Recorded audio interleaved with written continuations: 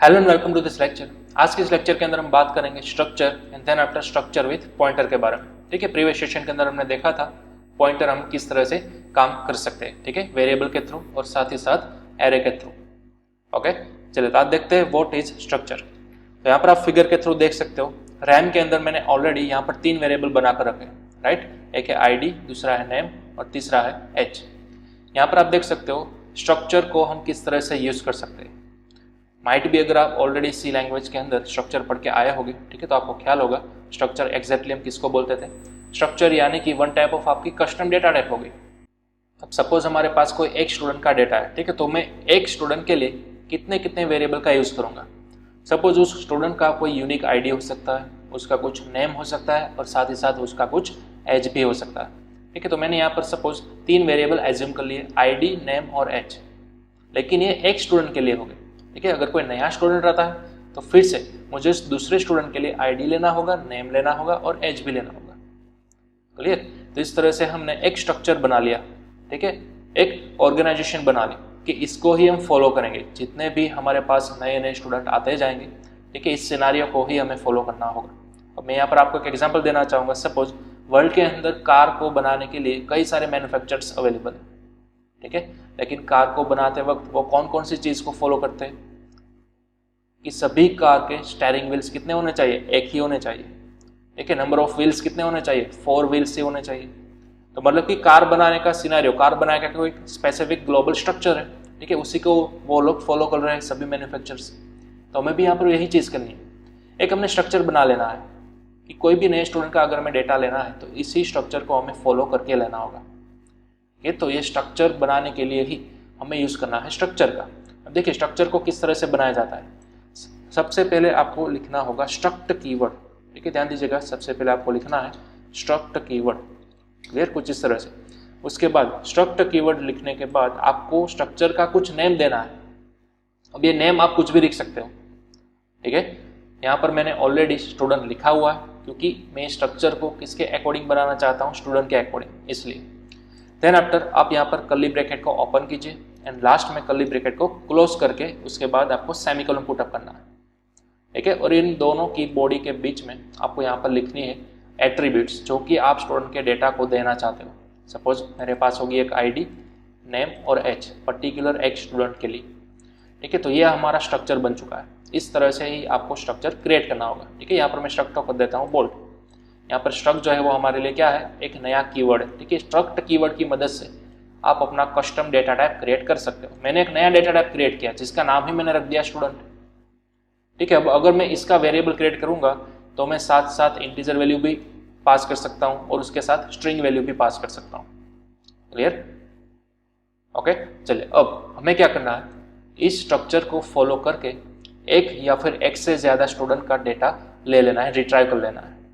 Clear. लेकिन ध्यान दीजिएगा, अगर मैंने एक स्टूडेंट का डेटा क्रिएट किया यानी कि मुझे पास करनी होगी उसकी आईडी, उसका नेम और उसका एज, तो पर स्टूडेंट रैम के अंदर हमारे पास 3 वेरिएबल्स क्रिएट हो गए, राइट।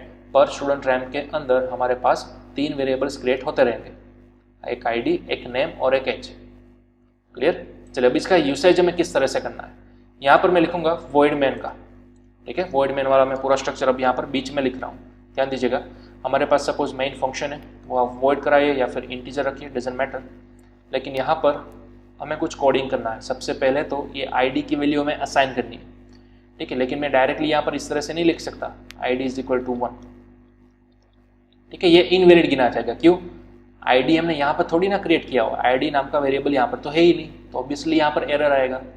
ये आईडी नाम का वेरिएबल कहाँ पे है, वो तो यहाँ पे है। देखिए स्ट्रक्ट के अंदर ये जो आप स्ट्रक्चर पूरा बना रहे हो वो आपको मेन के बाहर बनाना है। ठीक है, ये भी आप नोट डाउन रखिएगा, मेन की बॉडी के बाहर यानी कि ग्लोबल एरिया के अंदर ये आपको पूरा स्ट्रक्चर क्रिएट करना होगा। क्लियर। चलिए अब इस आईडी को हम मेन के अंदर किस तरह से एक्सेस कर सकेंगे। आईडी तो हमारा स्ट्रक्ट के अंदर पड़ा हुआ है और वो तो मेन के बाहर है। ठीक है, तो सबसे पहले हमें एक डोर बनाना होगा जिसकी मदद से हम इस स्ट्रक्चर के अंदर घुस सके और आईडी, नेम और एज जैसी एट्रीब्यूट को एक्सेस कर सके। ठीक है, सपोज ये हमारा एक क्लासरूम है। इस क्लासरूम के अंदर 3 बच्चे हैं, एक है आईडी, दूसरा है नेम और तीसरा है एज। लेकिन हम अभी दूसरे क्लासरूम के अंदर है जिसका नाम है मेन। ठीक है, तो एक क्लासरूम में से दूसरे क्लासरूम के अंदर जाने के लिए उस क्लासरूम का आपके पास क्या होना चाहिए, एक डोर होना चाहिए। तो आपको सबसे पहले एक डोर क्रिएट करना होगा, ठीक है, ताकि इस क्लासरूम के अंदर आप जा सके। क्लियर? यानी कि कुछ भी नहीं है, वन टाइप ऑफ एक वेरिएबल क्रिएट करना है। बट हमारे पास अब नई हमारी खुद की डेटा टाइप है। हमारी डेटा टाइप का नाम क्या है, स्टूडेंट, ठीक है। तो अब आप यहां पर क्या लिखोगे, देखिए स्टूडेंट, देन आफ्टर वेरिएबल का नेम लिख दिया एस। क्लियर? ये सिमिलर ही है, किसके जैसा, आप इंटीजर का कोई वेरिएबल क्रिएट करते थे। सपोज मैंने लिखा इंटीजर ए, तो यहां पर क्या था, इंटीजर डेटा टाइप था और ए जो है वो वेरिएबल था। तो ठीक उसी तरह यहां पर है, स्टूडेंट डेटा टाइप है और एस आपका वेरिएबल है। बट क्योंकि ये जो स्टूडेंट है वो हमारा कस्टम क्रिएटेड डेटा टाइप है यूजिंग स्ट्रक्चर, तो तब आपको यहाँ पर आगे स्ट्रक्ट कीवर्ड भी मेंशन करना होगा कुछ इस तरह से, ठीक है। यहाँ पर इंट के आगे हम कभी भी अब तक स्ट्रक्ट नहीं लिखते थे, क्योंकि इंट तो हमारा बिल्ट इन डेटा टाइप था, जबकि स्ट्रक्चर जो है वो हमारा बनाया हुआ डेटा टाइप है। तो इस तरह से आपको दो वर्ड्स नोट डाउन करने होंगे, स्ट्रक्ट भी और अपनी डेटा टाइप का नाम भी, ठीक है। अब ये आपका क्या हो गया, ये हो गया आपका वेरिएबल। क्लियर? इसको आप वेरिएबल भी बोल सकते हो या फिर इसको आप ऑब्जेक्ट भी बोल सकते हो। क्लियर? तो स्ट्रक्ट की मदद से हमने एक ऑब्जेक्ट क्रिएट किया एस, यानी कि हमारा डोर क्रिएट किया। ये एस ही हमारे डोर का नाम है। यहाँ पर आप कुछ भी नेम लिख सकते हो, ठीक है। वेरिएबल का नाम जो आप यहाँ पर भी लिखते थे उसके जैसा आप यहाँ पर कोई भी नेम दे सकते हो। चलिए, तो हमने अपने डोर का नाम दे दिया एस। अब इस डोर की मदद से हम आईडी, नेम और एज को एक्सेस कर सकते हैं, ठीक है। तो अब हमें यहाँ पर क्या करना होगा, आईडी को एक्सेस करना है, बट किसकी मदद से, इस एस की मदद से। तो मुझे यहाँ पर सिंपल लिखना है आगे s then after dot ID, ठीक है। ये डॉट ऑपरेटर की मदद से आप इस स्ट्रक्चर के अंदर जा सकते हो और किसी भी एट्रीब्यूट को एक्सेस कर सकते हो, सपोज आईडी, नेम और एच। क्लियर? तो मैंने देखिए एस की मदद से आईडी को एक्सेस किया और उसके बाद मैंने उसकी वैल्यू भी असाइन कर दी, ठीक है। लेकिन एस की मदद से मैंने कौन से ऑपरेटर को सबसे पहले कॉल करना है, डॉट ऑपरेटर को, ठीक है। डॉट ऑपरेटर आप जैसे ही करोगे तब जाकर आप यहाँ पर आ सकते हो, ठीक है, इस क्लास के अंदर यानी कि स्ट्रक्चर के अंदर। उसके बाद आप आईडी, नेम और एज किसी को भी कॉल कर सकते हो। क्लियर? चलो, अब हमने आईडी की वैल्यू पास कर दी, अब हमें पास करनी है नेम की वैल्यू। हाँ, सबसे पहले तो जैसे आपने यहाँ पर 1 पास किया, यहाँ पर आईडी की वैल्यू क्या आ जाएगी, 1 आ जाएगी, ठीक है, रैम के अंदर।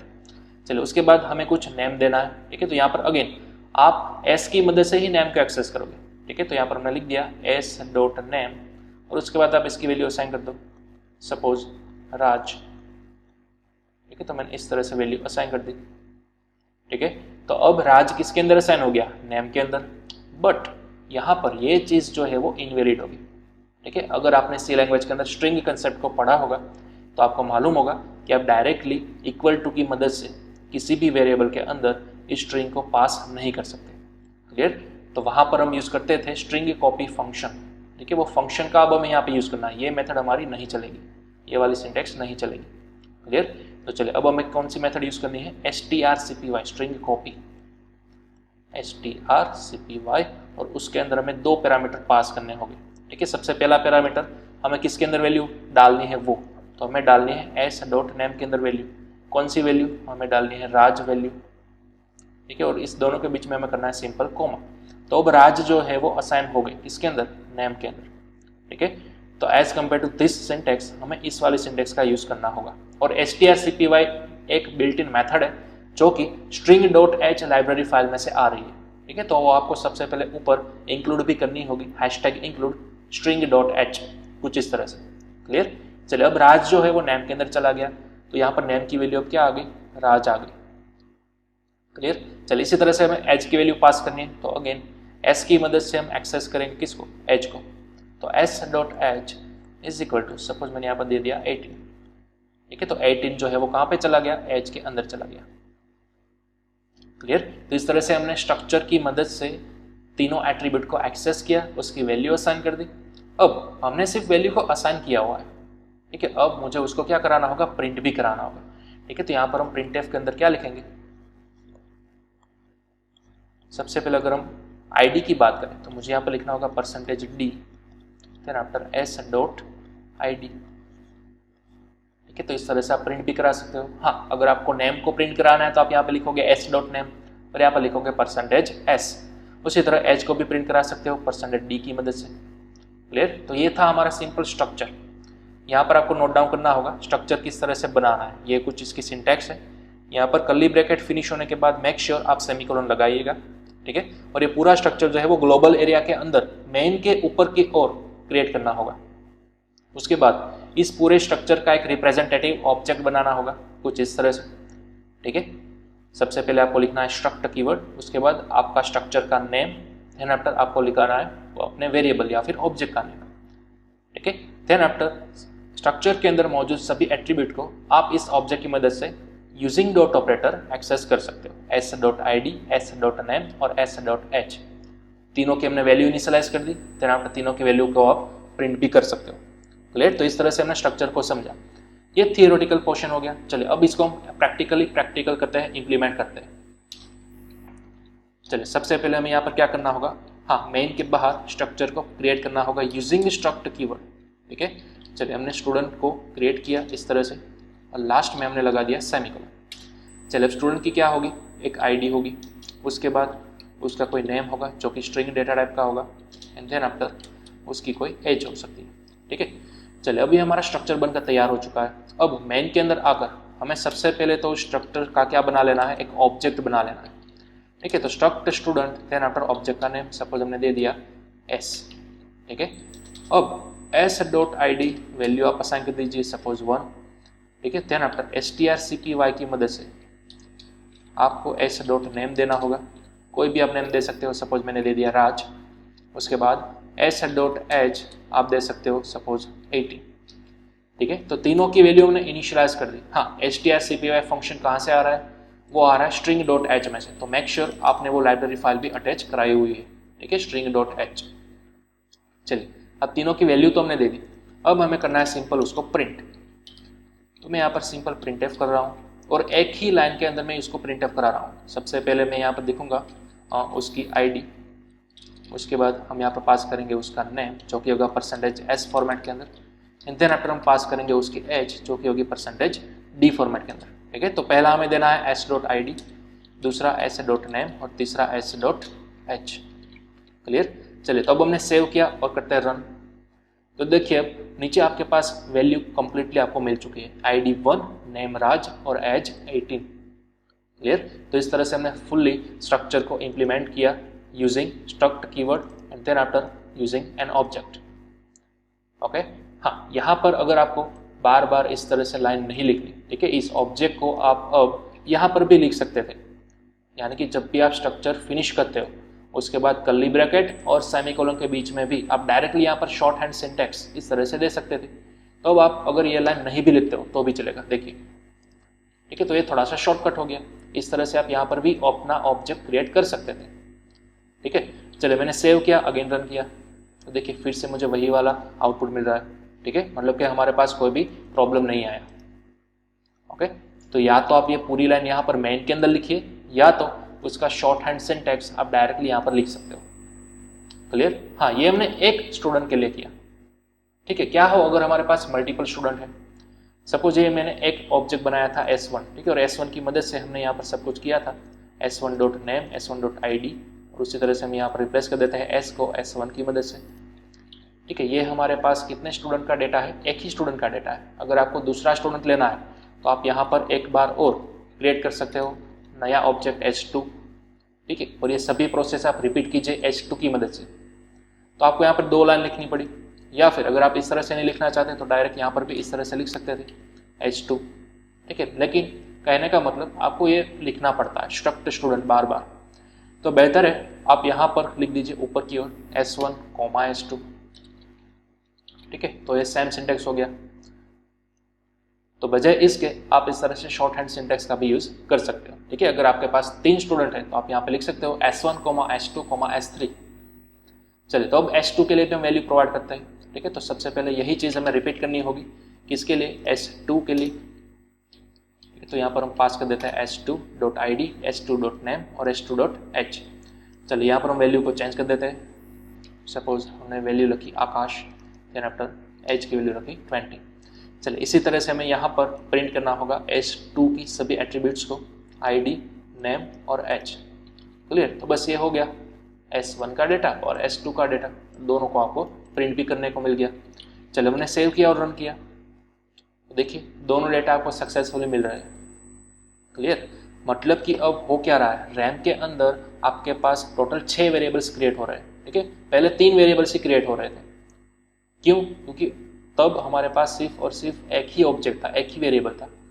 मतलब कि जब कभी भी आप इस तरह से ऑब्जेक्ट क्रिएट करते हो, ठीक है, बिहाइंड द सीन स्ट्रक्चर के अंदर जितने भी एट्रीब्यूट्स मौजूद होंगे उन सभी का वेरिएबल्स यहाँ पर क्रिएट हो जाएगा।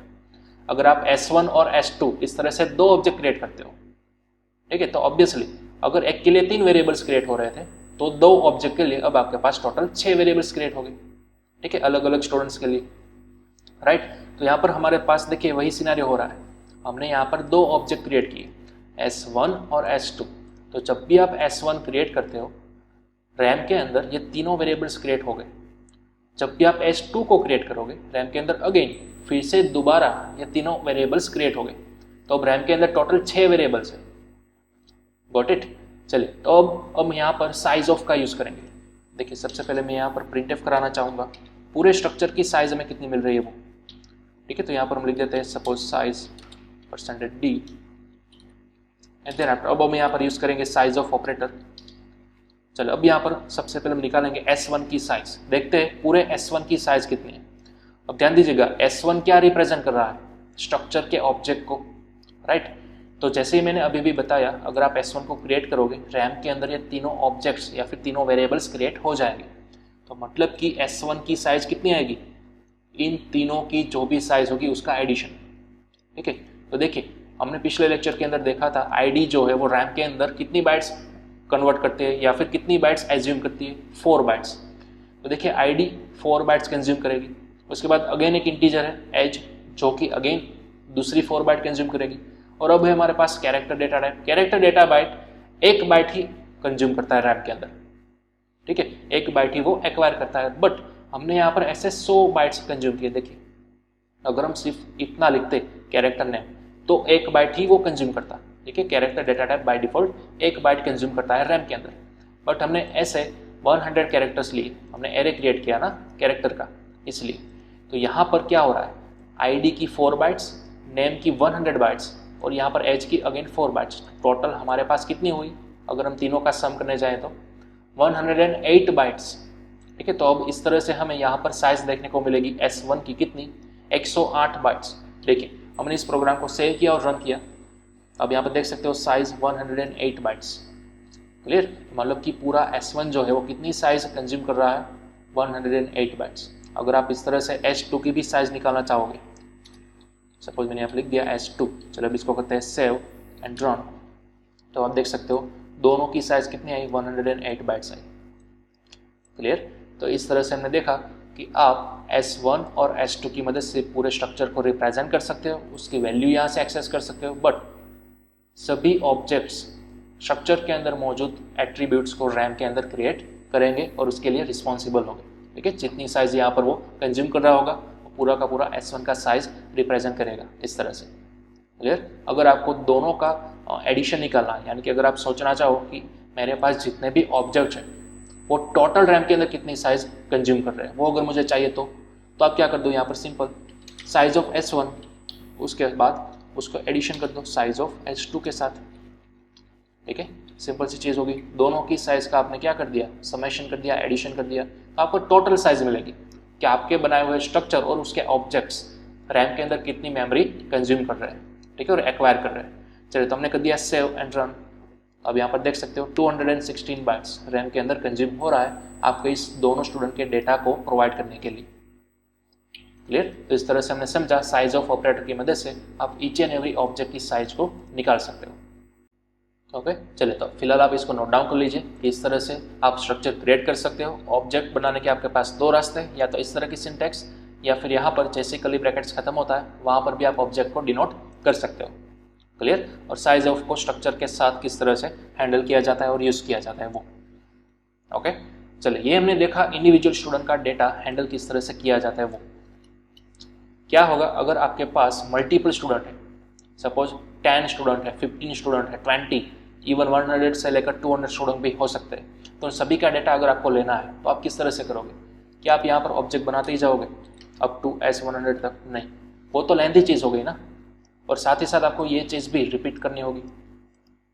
क्लियर। तो ये ऐसा हम नहीं करेंगे, ठीक है। हम अपने कोड को पूरा का पूरा ऑप्टिमाइज करने की ट्राई करेंगे। तो अब यहाँ पर कंसेप्ट आता है एरे ऑफ ऑब्जेक्ट का, ठीक है। तो हम देखेंगे एरे ऑफ ऑब्जेक्ट किस तरह से इंप्लीमेंट किया जाता है। वो देखिए, अगर आपके पास 10 स्टूडेंट की रिक्वायरमेंट है, ठीक है, तो आपको 10 स्टूडेंट का डेटा इस तरह से सेट करना होगा और 10 स्टूडेंट का डेटा यहाँ पर आपको प्रिंट भी करना होगा। लेकिन इस बार हम किसका यूज़ करेंगे, फॉर लूप का यूज़ करेंगे। बट सबसे पहले हमारे पास एरे ऑफ ऑब्जेक्ट्स होना चाहिए, ठीक है। तो किस तरह से क्रिएट करना है, देखिए यहाँ पर मैं एक एरे क्रिएट करूँगा पूरे ऑब्जेक्ट का। सपोज मैंने यहाँ पर क्रिएट कर दिया 100। तो बिहाइंड द सीन आपके पास s ऑफ 0 से लेकर s ऑफ 1 और अप टू आपके पास कितने स्टूडेंट्स हो गए या फिर कितने ऑब्जेक्ट्स हो गए, s ऑफ 99 तक। क्लियर। तो इस तरह से बिहाइंड द सीन आपने टोटल 100 ऑब्जेक्ट्स को क्लियर कर लिया, बना लिया। Got it. अब आपको क्या करना है, इन सभी के अंदर लूप घुमा देनी है। क्लियर। तो यहाँ पर आपने कुछ इस तरह से किया था, अब आपको यहाँ पर इस तरह से नहीं लिखना। ये देखिए एक ही चीज़ आपने बार बार रिपीट की हुई है। जैसा कि आपने S1 के साथ किया था वैसे ही आपने S2 के साथ किया। लेकिन क्या होगा अगर आपके पास इस तरह से 100 ऑब्जेक्ट्स हो गए, तो बार बार आप ये चीज़ नहीं लिखोगे। आप यहाँ पर सिंपल सी चीज़ है, फॉर लूप घुमा दोगे, राइट। तो देखिए किस तरह से, सबसे पहले मैंने यहाँ पर ले लिया इंटीजर i, देन आफ्टर हमने फॉर लूप घुमा दी। अब आपको यहाँ पर डिसाइड करना होगा कि i को आपको कहाँ से लेकर कहाँ तक घुमाना है, ठीक है। सपोज हमने यहाँ पर 0 से स्टार्ट किया, लेकिन कहाँ तक घुमाना है, कितने ऑब्जेक्ट्स तक। सपोज मुझे 10 स्टूडेंट चाहिए, तो मुझे यहाँ पर i की वैल्यू कितनी देनी होगी, 10 देनी होगी, ठीक है। और i प्लस प्लस। अगर मुझे 100 स्टूडेंट चाहिए तो आपको यहाँ पर सिंपल i लेस देन 100 करना होगा। क्लियर। तो इस तरह से आप कर सकते हो। हाँ, अगर आप पूरा प्रोग्राम डायनेमिक करना चाहते हो तो आप यहाँ पर यूजर से वैल्यू भी रिट्राइव कर सकते हो। और यहाँ पर हम यूजर से सबसे पहले आस्क कर लेते हैं, एक मैसेज दे देते हैं कि भाई how many students you want, ठीक है। तो वो स्टूडेंट्स के वैल्यू को यहाँ पर इंसर्ट करेगा स्कैनफ के जरिए, किसके अंदर, n के अंदर, ठीक है। तो आप यहाँ पर क्या कर सकते हो, लूप को n तक घुमा सकते हो, तो हो गया डायनेमिक। अगर यूजर यहाँ पर बोलेगा 3 n की वैल्यू, तो ऑटोमेटिक आपकी लूप 3 बार घुमाएगी। क्लियर। चलिए अब आपको यहाँ पर सिंपल वैल्यू प्रोवाइड करनी है id की, नेम की और एज की। तो सबसे पहले देखिए मैं यहाँ पर id की वैल्यू यूजर के थ्रू आस्क कर लेता हूँ। सपोज एंटर id, ठीक है। और यहाँ पर हमें क्या करना है, स्कैनफ करना है, ठीक है। किसकी वैल्यू हमें स्कैनफ करनी है, देखिए हमें स्कैनफ करनी है यहाँ पर id की वैल्यू। लेकिन id तक पहुँचने के लिए आपको यूज़ करना होगा एरे ऑफ ऑब्जेक्ट जो हमने अभी अभी क्रिएट किया, ठीक है। s ऑफ 0 जो आपने यहाँ पर लिखा, तो अब यहाँ पर क्या लिखोगे, s ऑफ i लिखोगे, ठीक है। एंड देन आफ्टर आप लिखोगे डॉट id। यहाँ पर सिंटेक्स पर आप खास ध्यान दीजिएगा। यहाँ पर हमने क्या किया, s ऑफ i लिखा। तो देखिए इसको मैं यहाँ पर कुछ इस तरह से एलोबरेट करता हूँ आपको।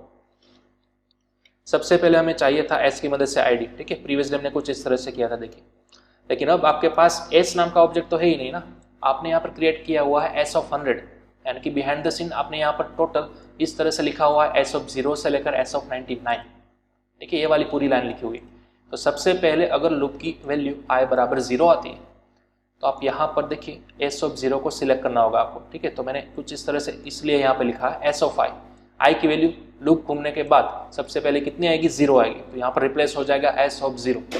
तो अब यहाँ पर आ जाएगी s ऑफ 0 की वैल्यू, ठीक है। तो बिहाइंड द सीन ये लाइन जनरेट कर रहा है आपका इस तरह का syntax, s of 0 then after dot id। Clear. तो मतलब कि जो पहला ऑब्जेक्ट था उसकी मदद से आपने id को एक्सेस किया, हो गया। तो इस तरह से हमने स्कैनफ लगाया id के लिए। क्लियर। उसके बाद जैसे ही i प्लस प्लस होगा तो i की वैल्यू यहाँ पर आ जाएगी 1, तो s ऑफ 1 डॉट id, यानी कि इस ऑब्जेक्ट की मदद से आप id एक्सेस करोगे, ठीक है। तो इस तरह से लोग घूमते ही जाएगी कहाँ तक, n तक। क्लियर। तो हमने id की चीज समझी। चलिए अब इसी तरह से हमें यूज करना है क्या, नेम। तो मैं यहाँ पर ले लेना है एंटर नेम, ठीक है। और यहाँ पर हम ले लेंगे %s of i dot name. Clear. चलिए इसी तरह से अगेन अब हमें करना है एंटर h, और हम h की वैल्यू यहाँ से प्रोवाइड करेंगे s of i dot h, यहाँ पर करेंगे %d। क्लियर। तो देखिए ये पूरी की पूरी फॉर लूप हमने घुमाई यूजर के थ्रू जस्ट वैल्यू को रिट्राइव करने के लिए, इनिशियलाइजेशन करने के लिए। अभी हमें प्रिंटफ करना तो बाकी ही है, ठीक है। तो प्रिंटफ के लिए भी हम अगेन यही वाली सेम फॉर लूप को घुमा देते हैं। देखिए हमें कहाँ तक घुमानी है, i इज इक्वल टू 0 से लेकर i less than n i plus plus. And then after ये वाली लाइन जो है वो हमें यहाँ से निकाल कर यहाँ पर पुटअप कर देनी है। सिंपल हो गया। बस हमें यहाँ पर अब क्या करना है, S of I dot I D लिख देना है। ठीक उसी तरह से यहाँ पर S of I dot name और यहाँ पर S of I dot H. ठीक है, तो वो डायनेमिक लूप घूमती जाएगी, आई की वैल्यू यहाँ पर रिप्लेस होती जाएगी। क्लियर। तो बस ये हमारा पूरा प्रोग्राम हो गया। अब यहाँ पर आप चाहो तो n की वैल्यू कुछ भी पास कर सकते हो। सपोज अगर आप यहाँ पर n की वैल्यू 5 पास करते हो तो ये लूप 5 बार घूमेगी, यानी कि ये लूप भी 5 बार ही घूमेगी। ठीक है, तो दोनों लूप्स 5 बार घूमकर आपके पास टोटल 5 ऑब्जेक्ट का डेटा दे देगी। अगर आपने यहाँ पर n की वैल्यू इवन 90 भी दी तो पूरी लूप 90 बार घूमेगी, मतलब कि आपके पास टोटल 90 स्टूडेंट का डेटा होगा। क्लियर। चलो अब हमने किया सेव एंड रन। अब आप देखिए यहाँ पर सबसे पहले हमें आस्क कर रहा है how many students. Suppose we want 3 students, तो 3 बार हमें यहाँ पर आईडी, नेम और एज की वैल्यू देनी होगी। ठीक है, तो चलिए सबसे पहले आईडी दे दी 1, नेम और उसके बाद एज। चलिए अब दूसरी बार लूप घूम रही है तो आईडी हम देंगे 2, उसके बाद नेम और उसकी एज। चलिए अब लास्ट बार तीसरी बार लूप आपकी घुमाई जा रही है, आईडी देन आफ्टर नेम और उसके बाद एज। चलिए 3 बार हमने वैल्यू प्रोवाइड कर दी। ठीक है, तो अब मैं जैसे एंटर प्रेस करूंगा आपकी ये लूप 3 बार घूमेगी। ठीक है, देखिए जैसे मैंने एंटर प्रेस किया तो ये वाली लूप 3 बार घूम गई और आपके सभी स्टूडेंट के रिकॉर्ड्स भी परफेक्टली शो कर दिए। ओके, तो इस तरह से आप डायनेमिकली लूप को घुमा सकते हो। ठीक है, तो इस तरह से हमने देखा एरे ऑफ ऑब्जेक्ट आप किस तरह से क्रिएट करोगे, किस तरह से उसको यूज में लोगे यूजिंग फॉर लूप। ओके, हाँ, इस तरह की सिंटेक्स अगर आप यहाँ पे नहीं भी लिखना चाहते हो तो हमने अभी भी देखा, वैसे आप यहाँ पर भी उसको लिख सकते थे, स्ट्रक्चर स्टूडेंट उसके बाद एस ऑफ 100, लेकिन दोनों बार यहाँ पर नहीं चलेगी। ठीक है, या तो आपको ये वाली सिंटेक्स लिखनी होगी या तो ये वाली, दोनों एक साथ अगर आप लिखोगे और रन करोगे तो आपको एरर देखने को मिलेगी। ठीक है, मल्टीपल डिक्लेरेशन वाली। सी लैंग्वेज आपको ये कहेगी कि आपने एस ऑफ 100 यहाँ पर भी क्रिएट किया हुआ है और यहाँ पर भी क्रिएट किया हुआ है। ठीक है, उसको वो डुप्लीकेट लगेगा तो आपको ऑब्वियसली एम्बिगिटी की एरर मिलेगी। तो यहाँ पर मेक श्योर आप पहले डिसाइड कर लीजिए कि आपको कौन सी सिंटेक्स यूज करनी है, ये वाली या फिर ये शॉर्ट हैंड सिंटेक्स। क्लियर। हम फिलहाल शॉर्ट हैंड सिंटेक्स को यूज करेंगे। यहाँ पर भी लिख देंगे एस ऑफ 100, यानी कि बिहाइंड द सीन आपके पास कुछ इस तरह के ऑब्जेक्ट क्रिएट हो जाएंगे। हाँ, आपने 100 ऑब्जेक्ट्स को क्रिएट किया हुआ है। ठीक है, लेकिन यहाँ पर यूजर कोई भी वैल्यू डाल सकता है। अब माइट भी अगर यूजर ने n की वैल्यू डाली 120 तो फिर वो नहीं चलेगा, क्योंकि देखिए 120 हमारे लिमिटेशन के बाहर चला गया। ठीक है, तो यहाँ पर आप अगेन उसकी वैल्यू बढ़ा सकते हो 1000। अब अगर यूजर यहाँ पर n की वैल्यू 1 से लेकर 1000 तक कुछ भी डालेगा तो वो सही होगा।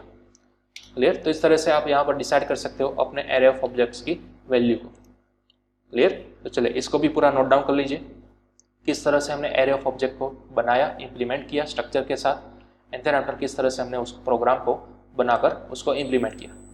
ठीक है, तो पूरा का प्रोग्राम हमने देखा स्ट्रक्चर की मदद से और साथ ही साथ हमने एरे ऑफ ऑब्जेक्ट का भी यूज़ किया। ठीक है, तो अब अगर n की वैल्यू होगी अगेन 3 तो हमारी रैम के अंदर इस तरह के तीनों ऑब्जेक्ट्स 3 बार क्रिएट हो गए। ओके, ये तीनों ऑब्जेक्ट्स हमारे जो है वो क्रिएट हो गए 3 बार।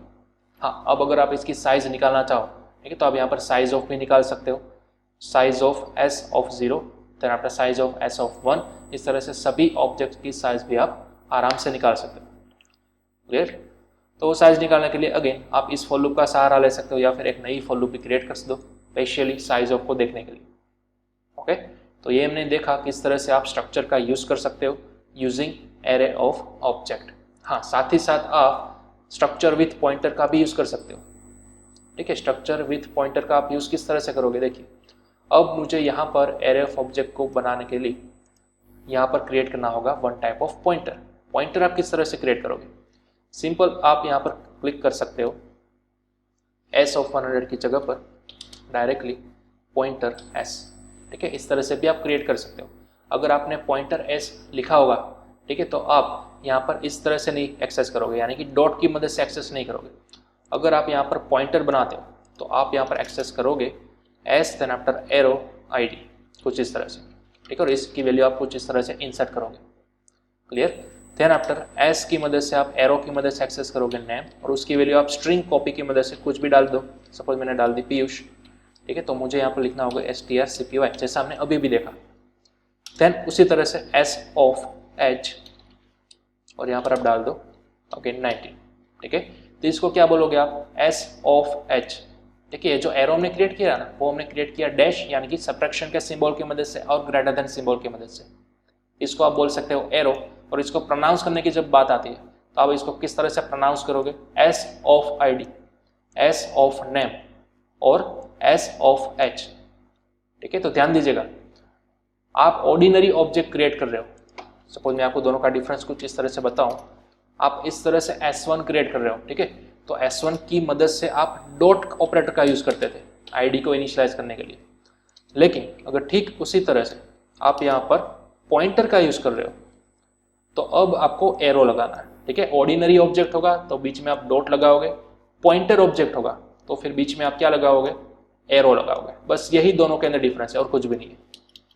ठीक है, तो इस तरह से आप यहाँ पर भी डिक्लेयर कर सकते थे, या फिर मैंने जैसे इस तरह से यहाँ पर किया शॉर्ट हैंड सिंटैक्स की मदद से, ये भी इस तरह से भी आप कर सकते थे। ओके, चलिए अब इस वाले वेरिएबल्स को हम सबसे पहले यहाँ पर टॉप पर लिखेंगे और यहाँ पर हम कर देंगे इन तीनों को प्रिंट। चलिए सबसे पहले हम प्रिंट करेंगे %d ID को, उसके बाद %s नेम को and then after %d again age को। ठीक है, तो मैंने यहाँ पर s डॉट ID, उसी वजह से s ऑफ नेम और उसी तरह से s ऑफ h को प्रिंट करवा लिया। ठीक है, ध्यान दीजिएगा, अब जहाँ कभी भी आप डॉट करते थे अब आपको करना है इस तरह से एरो। क्यों? क्योंकि अब ये जो s जो है वो क्या है, आपका एक पॉइंटर है, इसलिए।